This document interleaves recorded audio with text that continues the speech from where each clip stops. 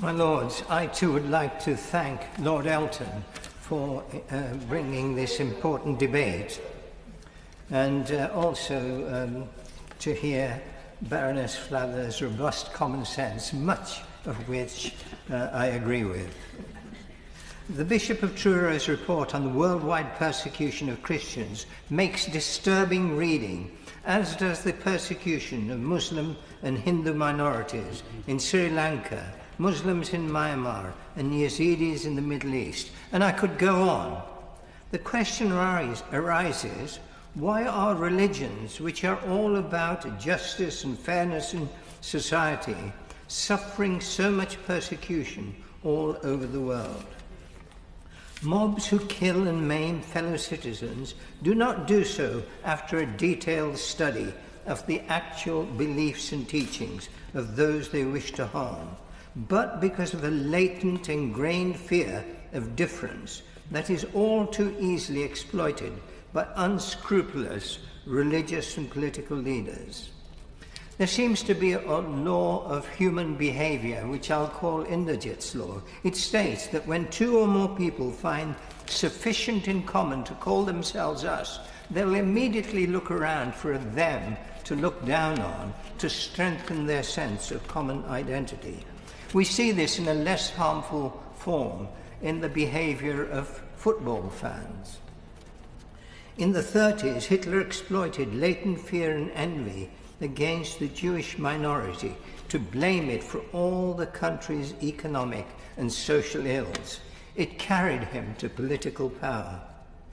In India at the start of 1984, Prime Minister Indira Gandhi saw her Congress party trailing in the opinion polls and heading for defeat in the autumn elections.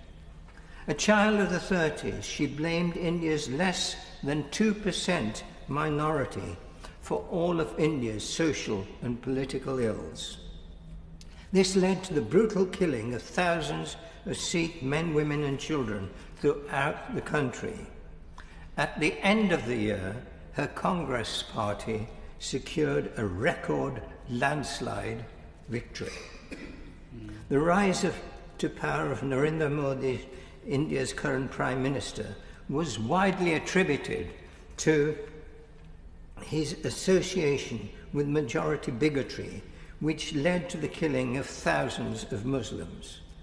For several years he was persona non grata in this country and in the United States, but political power all too easily leads to wider political acceptance.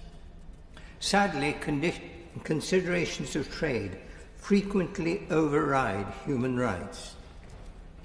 In 1984, I asked the then Home Secretary, who I knew well, why doesn't the British government speak up for the persecution of Sikhs in India? He looked me straight in the eye and said, Inderjit, it's very difficult. We're walking on a tightrope. We've already lost one important contract. A minister of trade in David Cameron's government said, when we talk trade with China, we should not talk about human rights. In this House, we've had numerous questions on the abuse of political and religious power by countries in the Middle East. Yet we're always softer on Saudi Arabia, perhaps the greatest abuser, because, let's be frank, it is a major customer for our arms exports. This brings me to the abuse of religious freedom in the name of religion. We're all aware of the conflict between Shias and Sunnis in the Middle East. Small theological differences are magnified by irreligious religious leaders and used to appeal to majority bigotry, with the murder of thousands of innocents and a huge refugee crisis. Russia, Britain, America and other powers jump in to take one side or another, adding to the suffering and the flood of refugees. My Lords, religions which bear the brunt of the suffering also have the key to reducing conflict. If instead of focusing on supposed superiority and difference, they emphasize common aspirations and beliefs. This year is the 550th year of the birth of Guru Nanak. In a message highly relevant to today's times, he taught that the one God of us all was not in the least bit interested in our different religious labels, but in what we do to work for more harmonious and peaceful living. He taught that our different religions were simply different paths up a mountain towards an understanding of God. The paths are not mutually exclusive, but frequently merge to highlight common imperatives that can defeat bigotry and fanaticism. My lords, this is the direction in which we have to move for greater peace and harmony. Yeah.